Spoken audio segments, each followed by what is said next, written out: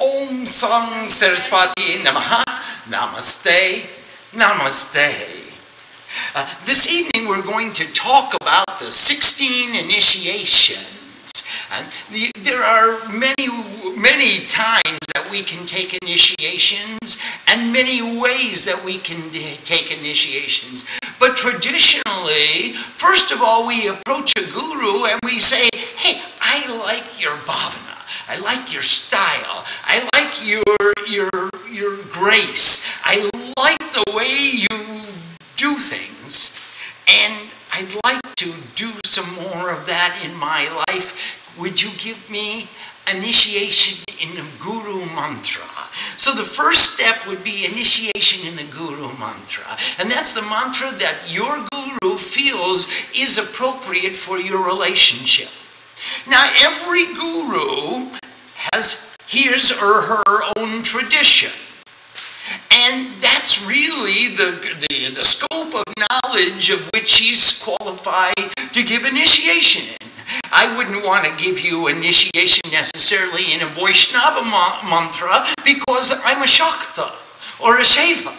And so I come from the tradition of Shiva and Shakti. I don't practice regularly the Vaishnava traditions with the exception of the Sundarkand. I really love to sing that. But generally, I probably would not give a Krishna mantra except that Krishna and Kali share the same bijas. So you would take initiation from the guru, in the tradition of the guru, in the mantra from that tradition which she feels is appropriate for you.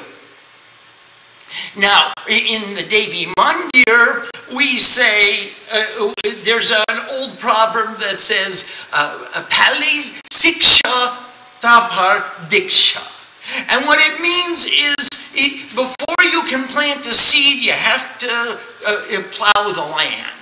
You have to mix the fertilizer. You have to cultivate and water and prepare the soil, add amendments if necessary, add fertilizers if necessary, and thereafter we can plant a seed. So before you take the guru mantra, the guru will tell you probably she will say, first learn about our tradition. First learn about our practices. First learn about what it is that we're doing that you want to emulate in your life, and then we will perfect that relationship with the planting of the seed.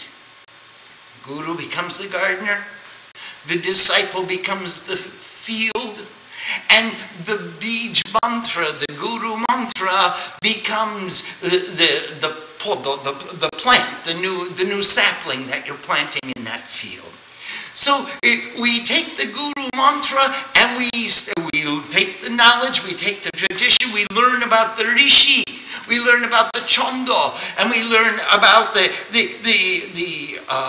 Devata, which Rishi, which lineage, from which lineage did this knowledge descend?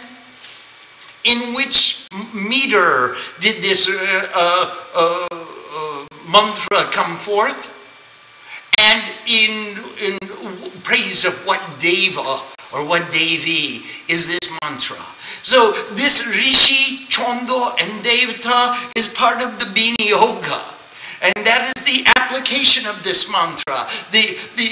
Remember, the definition of mantra is mantrayate, that which takes away your mind.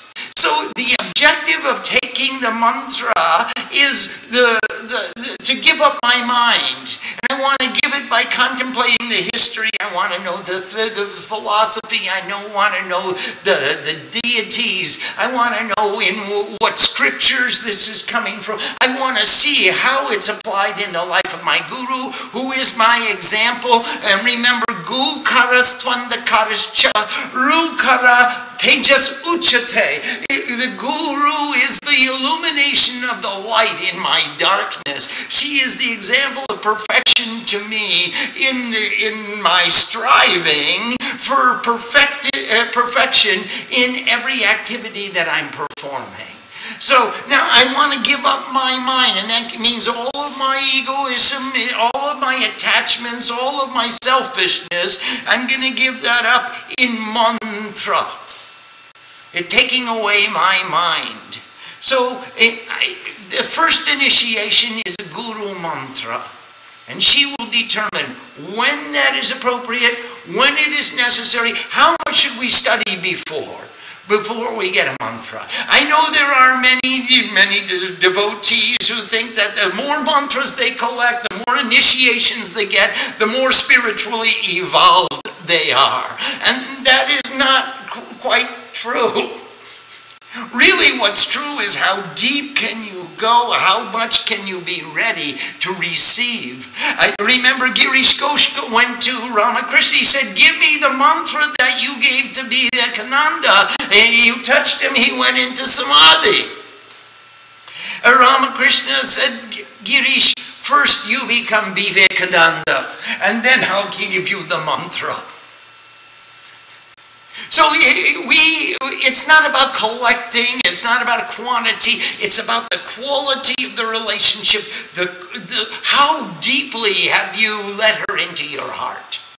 How deeply can she claim that as her own? Remember, Srima's ashram is as large as is your heart. So if you've really given her the ashram, then she can give you the mantra. Oftentimes, after we receive a mantra, we receive a japamala. And remember, we receive the mantras for purifying the mala. And this is a second initiation. You get a mala, you get the mala of your tradition. If you're in Vaishnava tradition, you'll take a Tulsi mala. If you're in Shaiva tradition, you'll take a Rudraksha mala. If you're in Shakta tradition, you can have a Rudraksha or a Rakta Chandan, or red sandal. Or in every other tradition, there are various forms of the mala, which some take sphatik malas, that's a crystal mala. Some take a mukt, a mala of pearls. Every tradition has its own malas, and we would give a Rudraksha mala because that's what is dearest to my heart. Probably Sriman too. I knew it was love at first sight when I saw her wearing Rudraksha, because I wasn't looking for a lady decked out in gold and silver jewelry. I couldn't afford that on a sannyasi's salary. So when I saw she was wearing Rudraksha malas, I saw that she was a lady that I could really respect and grow close to. So remember the mala, the mantra for the mala purification. Mang male mahamaye sarva shakti swarupini chatur bargas tvayinas tasmaname siddhida baba. And I'm going to ask you, hey, my mala, you are the great embodiment of all of the measurement of consciousness.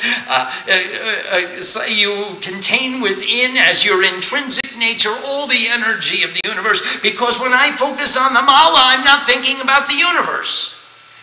I'm not thinking about anything outside the confines of me and my mala and my mantra.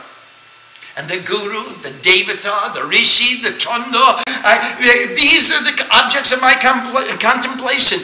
Sadhava Shakti Swarupini, you have the intrinsic nature of all the energy of the universe. Chatur Vargas, you will fulfill the four aims of manifesting in existence: dharma, artha, kama, moksha.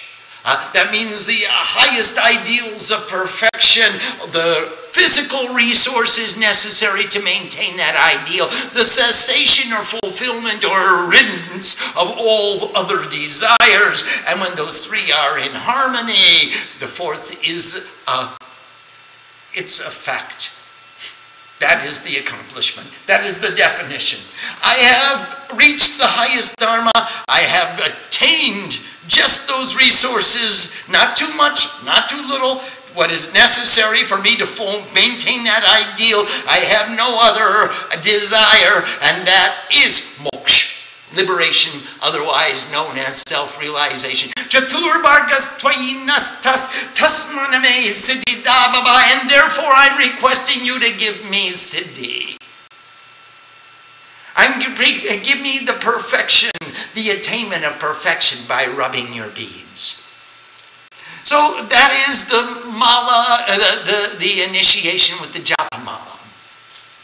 A third initiation, often male sadhus take, is the initiation of the lion cloth or loin cloth. They to gird your lions in a sadhu way. It's a very cheap form of sadhu underwear. I'm sure Calvin Klein won't be threatened by us. It's a way of wearing your underwear with mantra. Shaka, shaka, buchakoshi, shakoshi, mama indriyoshi. That is, my friend, you like the skin of the snake holds and supports all the innards of the snake in sakoshi mama indriyoshi. In the same way you prepare for me my organs, you hold them aloft. You protect us. Protect our organs, protect our purity, protect our chastity, protect our purity of desire, protect us physically and protect us mentally. Don't let my organs get me into trouble. Let me use them in such a way as I don't get into trouble. I've got enough to deal with as it is right now. And so we take initiation in the wearing of the loincloth. We take initiation in yantra. Now, mantra, yantra, and tantra, all three go together. Yantra is an intellectual concept embodied in a graphical design. It's the embodiment of philosophy. Mantra, mantrayate, that is the intuitive experience. And tantra is the practical application. What do you do? How do you sit? What mudra do you use? Where do you put the flowers? How do you say the mantra? How do you breathe? What kriya do you perform? So tantra is, you remember the warp and the woof of a cloth. It means to weave. Tantra, actually, the etymology of the word means to weave. And here we weave together all of the aspects of our discipline, our asana, our pranayam, the meaning of the mantra, the intellectual meaning of the mantra, the intuitive meaning of the mantra, the padoti, the astrology. Remember, when we study Sanskrit, we're going to study 6 subjects. We have vyakaran, grammar, ucharan, pronunciation, darshan shastra, philosophy, itihas and sahitya, 1 subject, history and literature. We only know the history by studying the literature. Jyotish, astrology, what time do we do what puja, where, when, why? And padoti, which is another word for tantra. Padoti is how do you weave all of these disciplines together in order to make one offering of our devotion in a pure and clear and understandable way. This is the tantra. Now, tantra, we are weaving together all the aspects of all the knowledge we have of our Sanskrit studies so that we can look at the geometrical design, which is the yantra, and the yantra is going to bring us to the intuitive cognition of the mantra. Mantra, yantra, and tantra. All three are contained in the Vedas. They're all three present. Now, it was in later philosophy and later works we separated and said, take a separate initiation in the mantra, take a separate initiation in the yantra. And we're going to have a third initiation in the tantra. And you'll learn the mantra of your yantra. Every discipline has its own special yantra. I teach the Chandi yantra. It's a form of Shree chakra yantra, but it doesn't have the 36 triangles. And I don't teach the Shree chakra yantra because that's not the one I practice with. I practice what I preach. Or I teach what I practice. So I can tell you about the Sri Chakra Meru Yantra, but I practice the Chandi Yantra. And the mantra of the yantra says, Yantra Rajaya Vidmahe, Mahayantraya Dhimake, Tano Yantra Prachodayat. And it means, hey, you are the king of all the yantras. I'm meditating upon the king of all the mantras. Mahayantraya Dhimaki. I'm contemplating this great yantra. Tano yantra. May this yantra give us continuous increase. And may it bless us. May it give us the realization of the knowledge that we want. And then I usually say the Chandi Gayatri. Om Chandikaya Vidmahe, Triparaya Vidmahe, Tano Durgi Prachodayat. And Oming with the sound of wisdom, with the sound of creation. A is the beginning of creation. E is the causal body of creation. Anuswar is the perfection of the beginning, from beginning to end, from the commencement to the terminus. The perfection of wisdom, that's all contained within all our intuitive knowledge. That's the sound of wisdom. It's the sound of creation. It's the sound of the causal body in perfection in creation. Of Hing Chandikaya Dividamake. We know that goddess Chandi, who manifests all the wisdom of the creation. Triparaya, she resides in the three cities, the gross body, the subtle body, the causal body, Marine, Claim, all the threes, Kamakala. She is in all the threes, in Auma, Srishti, Stiti, Loy, creation, preservation, transformation, in Sattarajatama, Amrim, Kling. We meditate upon her. Tano Durgi, may that reliever of difficulties, Channa Dano Chandi, Prachodaya, continuous rising, continuous increase. May she continue to make us grow and grow and grow.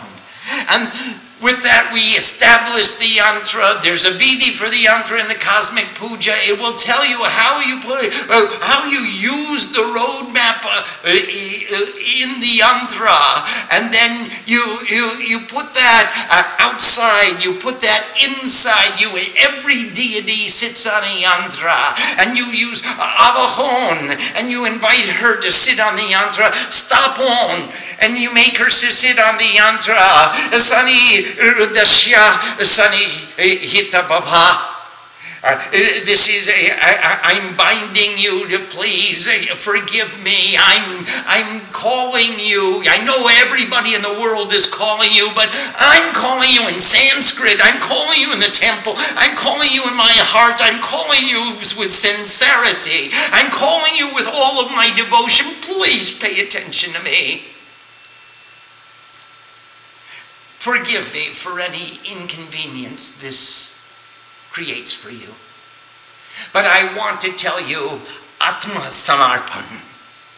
And these are the mudras. I surrender my soul to you. These are the meanings of the mudras which go with the yantra. So when you establish the deity on the yantra, you'll take initiation in the yantra, in the practice of the yantra, in the use of the yantra. Om Darshakta Kindamo Kurmaya, the Mom Nantaya, the Mom Pratibya, the Mom Shuras Mudraya, the Mom Shweta Dipai, the Mom Bani Mandapai, the Mom Kalpa Brikshai, the Mom Mani Vedikai, the Mom Rata Singhasanai, and the Mom. And you'll put that yantra on your chest so she can sit on your chest, and then you become Shiva, and she is Shakti, dancing on the stage of consciousness. All we can see is the dance of nature dancing on the stage of consciousness. Every deity sits on a yantra, and so does our goddess. And so we take initiation in the yantra. Now, next comes the initiation, the puja padoti, in the entire system of worship. This is the tantra, this is the padoti, so we learned Vyakaran, we learned Ucharan, we learned Darshan Shastra, we learned Itihasa Hitya, we learned Jyotish, and now we learn padoti. And the puja padoti is the system of worship. How do you merge all of your knowledge into one offering of devotion? How do you unite knowledge in devotion? This is the synthesis. This is the puja. It tells you who did it before, why they did it, what they got when they did it, how did they do it, what time did they do it, where did they do it, how did they sit, how did they breathe, what kriya did they show, what mudra did they show, how did they pronounce the mantra, what did it mean, and what did they find when they got it. And I'm doing the same thing too. Now, Ma, I know you're not pakshpat. I know you're not prejudiced to one side or the other, and you have no favoritism amongst your children. If you gave them the boon, then certainly you're going to give it to little old me, aren't you? Thank you. And that's the padoti. Now, after we learn the puja, Maha Puja is yajna. Yajna padoti, that comes next. So we'll take initiation on how to do the yajna. And you've got the yantra, you've got the tantra, you've got the yajna, where you unite. You see, the fire burning in the Havan Kund is the reflection of the light burning in my Agya chakra, the light of meditation, the light of wisdom. As bright as I can make this fire grow, so bright is the objective measurement of my inner light. And the yajna comes from the root yuj, to unite. The union between the two lights, the two fires, is the yajna. Yajna means to unite. It's the same root as yoga. And so when I can create this bond of union between the inner light and the outer light, and offer all the love in my heart to that outer light, my inner light grows brighter. And offer all the iniquities and all the confusions and all the dilemmas and all the problems, all the difficulties, it'll have them burn into ashes, and all I have left is the illumination. So that's the initiation, the yajna padoti. We're ultimately going to take initiation in a specific shastra. And we're going to learn you're going to learn many scriptures. I've translated a whole bunch of them myself. I think we could spend a long time. We have. Gee, the last few years we've been doing classes on all the different scriptures, including the ones that we're doing right now. And these scriptures, ultimately, we're going to favor one. And that will be the one we do something from every day. That'll be our nitya karma padoti. The puja padoti that we do, the yajna padoti that we do, the guru mantra that we do japa, the establishment of our yantra, when we put on our japa bala or wear our loincloth, in these ways we have a part of our our tradition will be, I've got my Mool Shastra, which is in praise of my Ishta Deva or Ishta Devi. And that's my chosen goddess, my chosen form of divinity that I choose to sit with daily. And now I've taken initiation. I've learned this scripture. I'm following the tradition of my guru. I fall in love with the same form of worship and the same attitude of worship and the same system of worship. Now, as we go deeper into the tradition with a particular scripture, we move into, we take initiation in the traditions of our sampradaya. For example, we are of the Saraswati Sampradaya. We're a member of Dashnami. We are sannyasis. So we would learn about, my name is Nanda Saraswati. And Saraswati is the name of the tribe, the sannyasis. Remember, Bharati, Puri, Giri, Saraswati, Ban, Aranya, Parbat, Tirth, Sagar, and Nat. These are the 10 tribes of sannyasis that descended from Shankaracharya.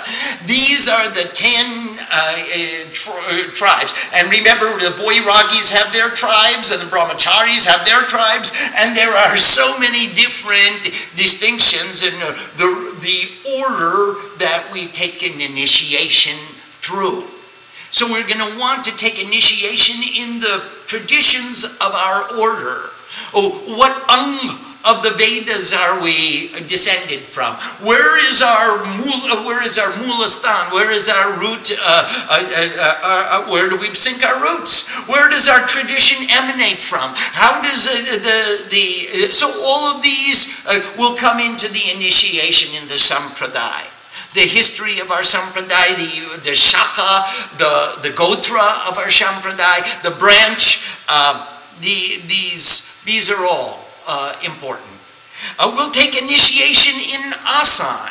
And remember, there are 2 primary asanas that we get, either Padmasan or Swastik or Siddhasan. I'm of the Swastik asan tradition.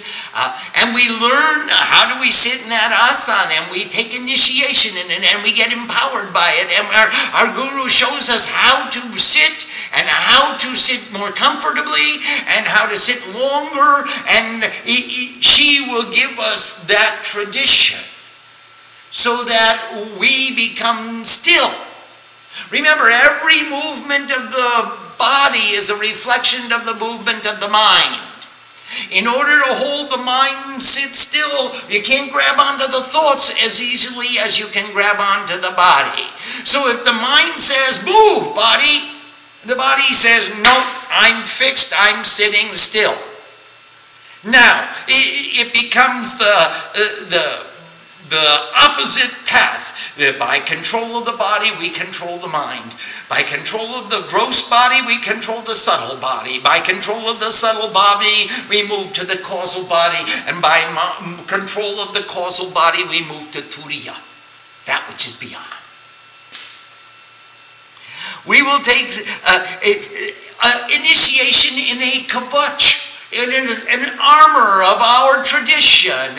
In our tradition, we use the Devi kavach, and we establish the deities of our kavach throughout the centers of our body, so that we have the mantra within, and we're protected from without. No anemical energies can permeate our suit of armor. We've got her inside, we've got her vibration inside. Nobody's antithetical vibration can throw us off our center. And then we become a Swami or Swamini. So we get initiation or authorization as a teacher. And there are 2 authorizations that we get as a teacher, as a Swami. The first comes from the Guru, says you are authorized to teach. The more important one comes from the disciple that says you have something I want to learn. So there are 2 initiations as a Swami. One as it says, hey, please go out and spread this. Go out and share this. and the other from the students who say, hey, I want to learn this. So that's the more important initiation.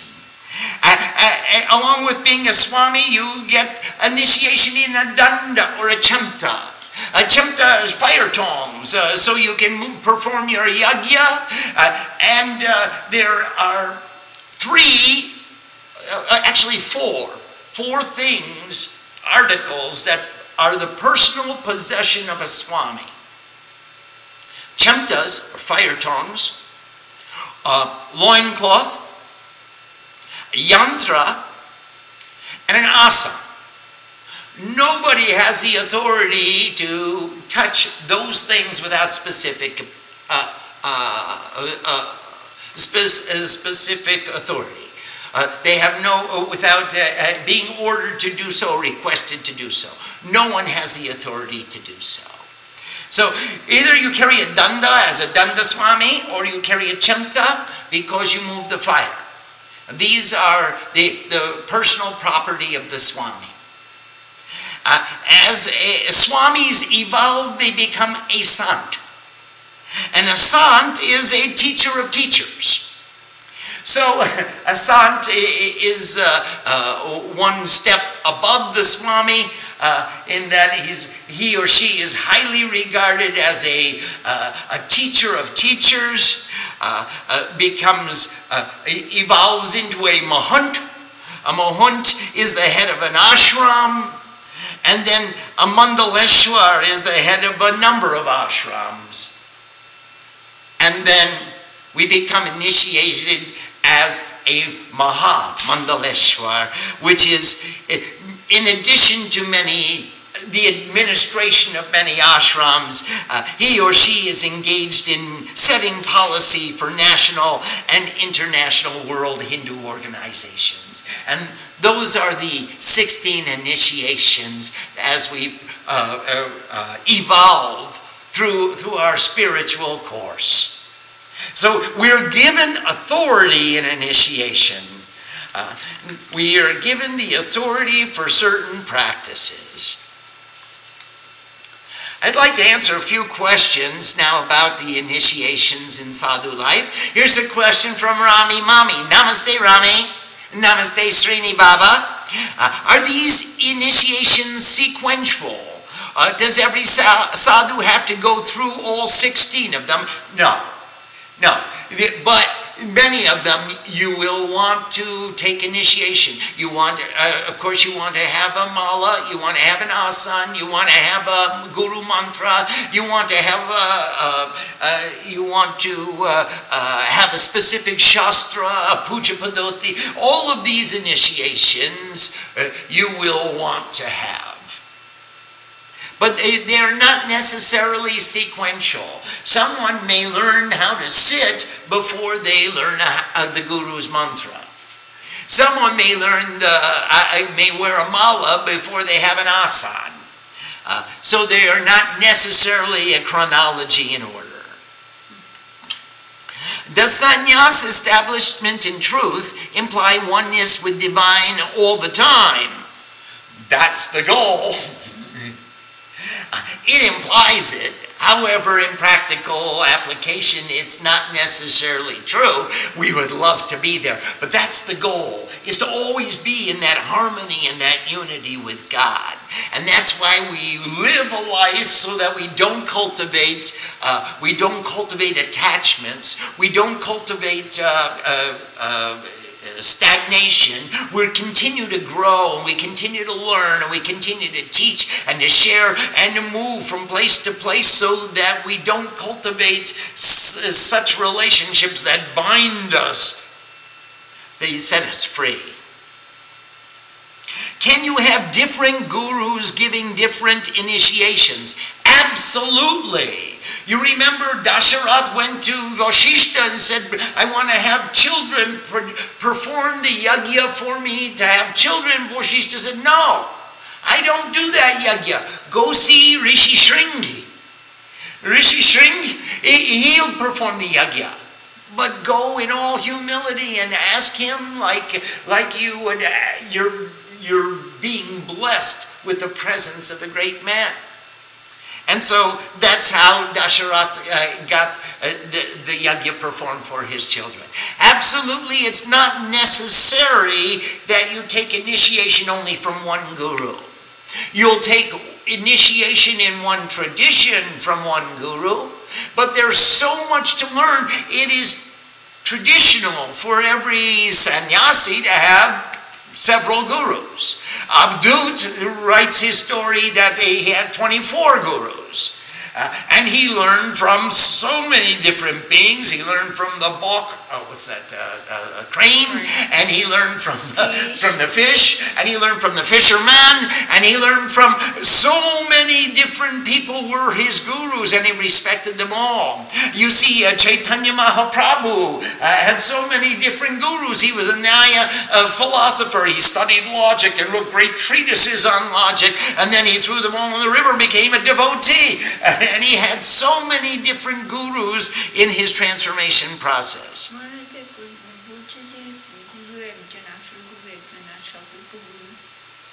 Mother asked if it's traditional that there's one guru and all others are upagurus. They're near gurus or almost gurus.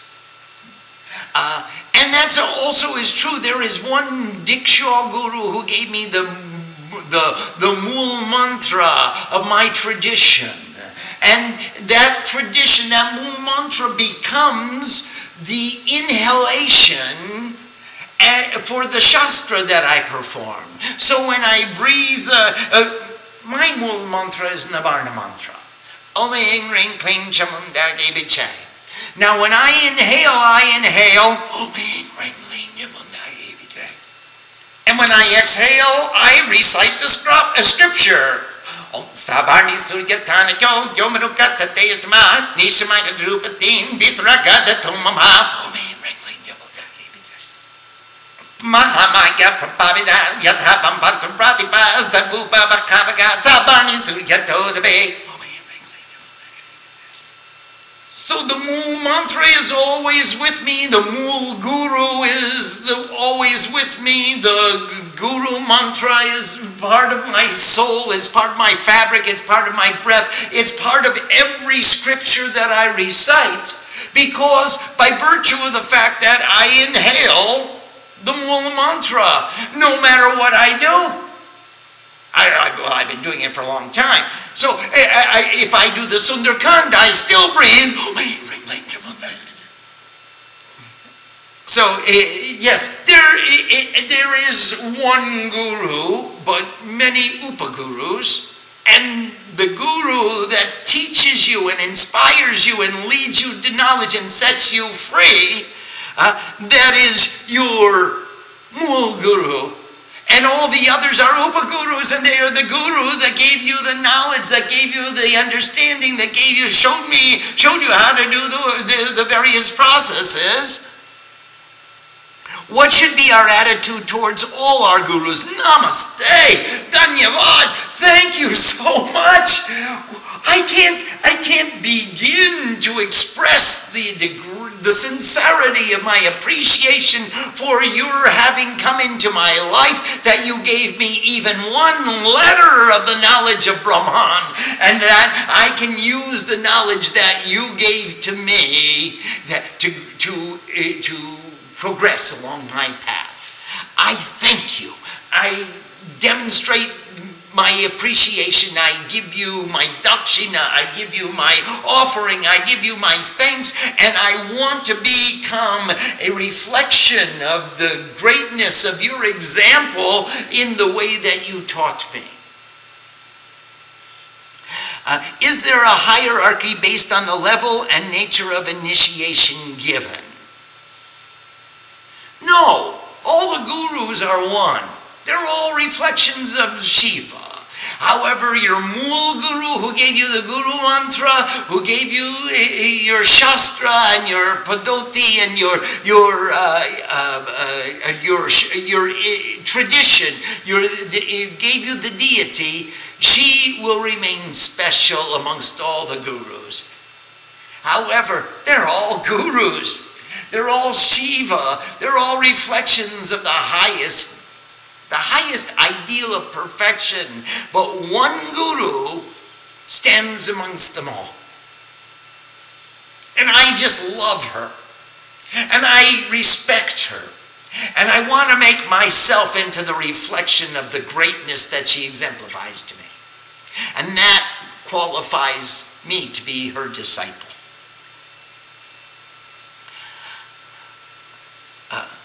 Here's a question from Ambika. Namaste Ambika Ma, Namaste Sham. Does the guru decide when one is ready for each initiation? Can the student request an initiation? The student can request, yes, but the student requests through the attitude of her actions. She doesn't come to the guru and say, okay, give me the mantra now.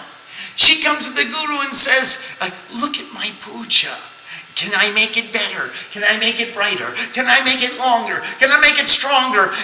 What can I do? Can I show you? The guru sees.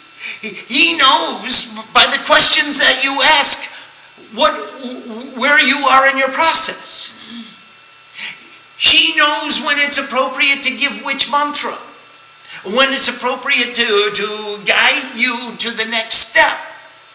So in this way, the guru generally knows. But we, as disciples, will want to demonstrate to the guru how ready we are. I want the guru to see me at my best all the time I possibly can. And then she will decide when I'm ready to evolve.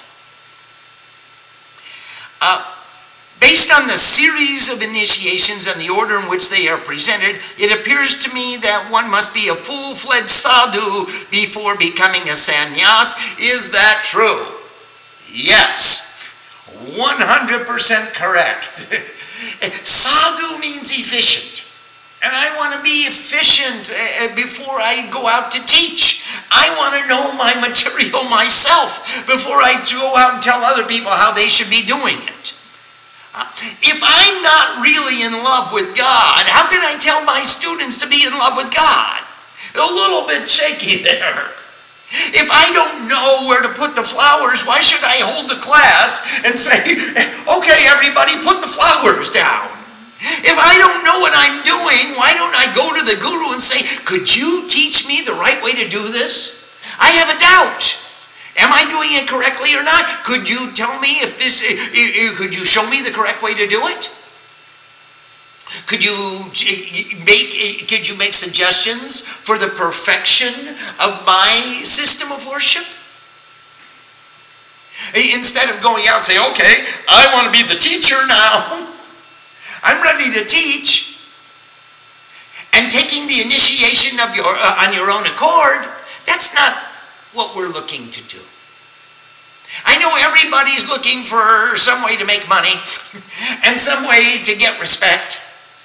But being a spiritual teacher is not the way, I promise you. That's not going to do it for you. So, yes, it is important that we become sadhu before we try to take sannyas. As a female householder, the loincloth initiation seems a bit extreme. Maybe.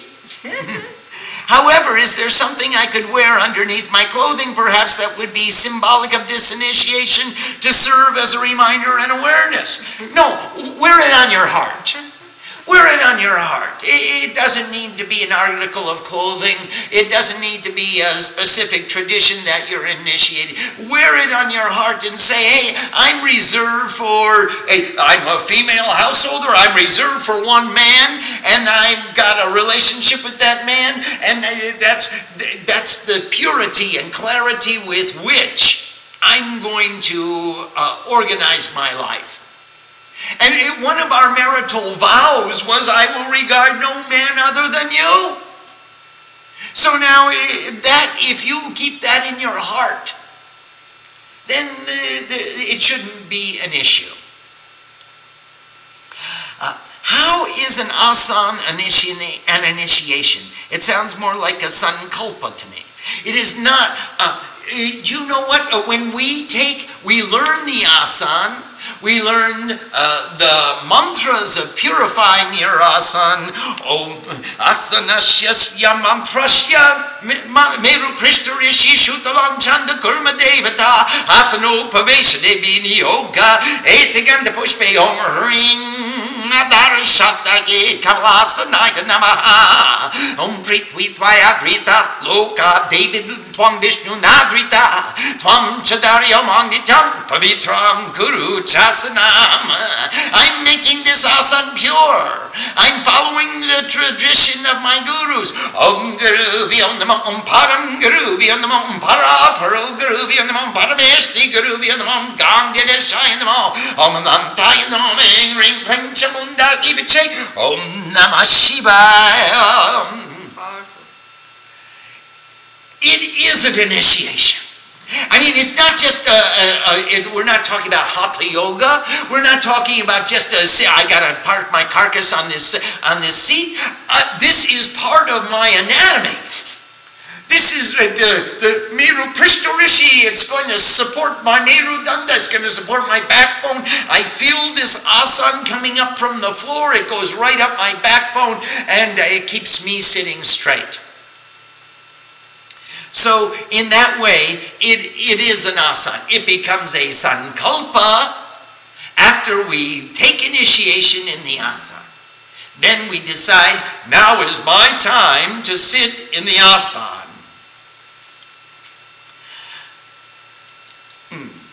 Swamiji, you have taught us which specific asanas are best to sit in. With all due respect, other traditions such as Buddhism, for example, suggest sitting in seiza. Is one better, one more effective than the other? No, Buddha reached enlightenment laying down. You see Vishnu sleeping on his couch. It's not important. It is important for us in our tradition to sit in an asana because we believe that meditation means sitting still. And so that's part of our process of yoga.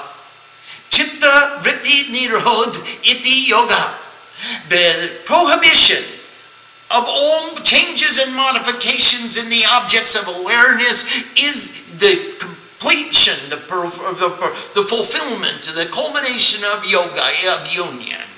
And so that culmination, that perfection means that we're going to have a cessation of all modifications in the objects of awareness.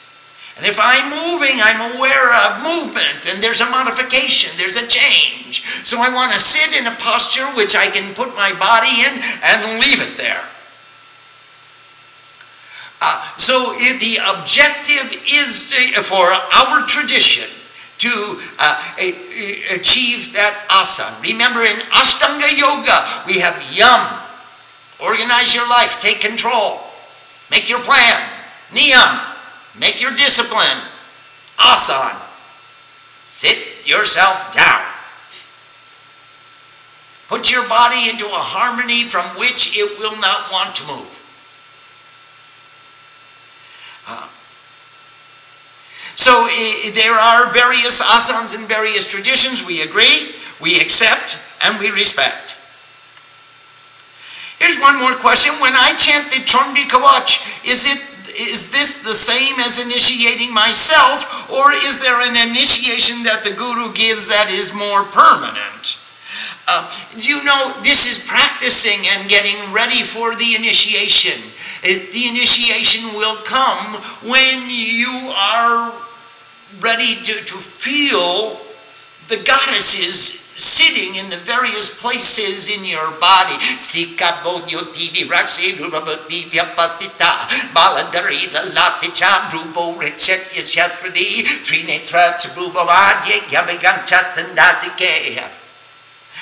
In various places in your body, when you touch those places, when you say those mantras, when you feel those goddesses there, then you've taken the initiation. Merely chanting is the first step, but understanding is the second step. feeling them come alive and awakening when you call out their names is the third step. And then we get initiation.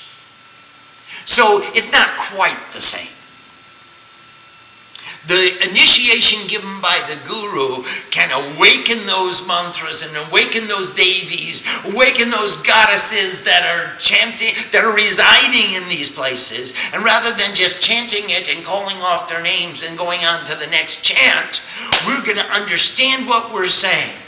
And we're going to feel them and acknowledge them and bow to them. And in the appropriate way, our body will become illuminated by them. Please describe the differences and benefits between reciting mantras or wearing an amulet for a kavach. Does the guru decide which one would be best? Are there different amulets for different deities? Yes, there are. And these are physical kavachas, they are amulets, they are protective things. However, in the Bhagavad it says that the devas get siddhi from drinking somras. That means all the gods and goddesses get their perfected attainment by drinking the nectar of devotion. The rishis get their siddhi by tapasya. All the rishis get their attainment by performing austerities and strict spiritual disciplines. And the asuras get their siddhis by kavachas and ratna moni. That means the asuras wear rings with precious stones and jewels, and they put on kavach. So one is tamasic, one is rajasic, and one is sattvic. Of course, drinking the nectar of devotion is sattvic. Performing spiritual austerities in tapasya is rajasic. There's activity. And tamasic says, I'm going to put something on external so that I can remember from time to time. Whenever I look at that jewel on my finger, I will remember that I'm supposed to be a spiritual person. Or that stone is protecting me. That stone is protecting me. There's a power in the stone, there's a power in the amulet that's protecting me. There is, and it will. But to what extent? To what intensity? To what degree of sincerity? How much attention do you put to? You put it on, and then it's an object, it becomes an adornment. It ceases to maintain that real flavor that when you perform tapasya, it's with you. When you drink the nectar of devotion, you see how she carries herself. So those are the three different ways in which we have, those are the different ways in which the amulets or protection is afforded. Now, the guru decides which one will be best. If you have an astrologer guru, he'll definitely say, buy this stone. Or wear this amulet. If you have a sadhana guru, she will definitely say, come here and sing the chandi with us. If you have a divine guru, she'll say, sit back and drink the nectar of devotion and just enjoy the bliss of communion because of your devotion.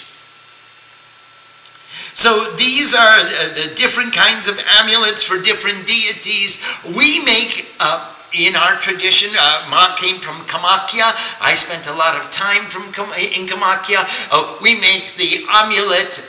It's a locket with the Kamakya Bij mantras and the Rakta Bastra from Kamakya that we get every year sent from the priests of Kamakya. Because Shree is so highly regarded there, they send us every year a piece of Rakta Bastra, and we use that for the preparation of amulets. Also, there's a snake cloth.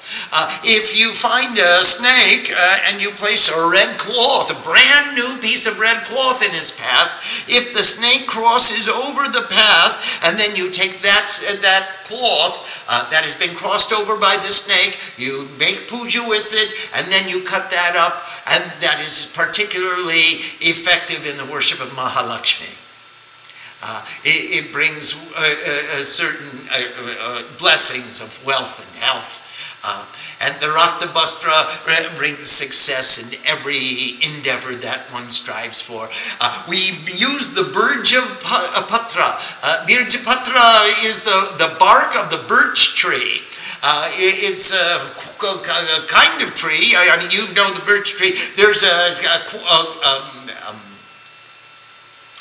quality of birch tree that grows in the Himalayas that is used. It's a little bit different from the New England birch. And the bark peels off and it becomes as thin as papyrus, and you can write on that bark and fold it very, very thin. We put it into a capsule or a locket with auspicious ingredients like tulsi pata and the Raktabastra, some rice, perfume, flowers, and we put that on the yantra and we make pran pratishta to the locket, and then you have a kavach.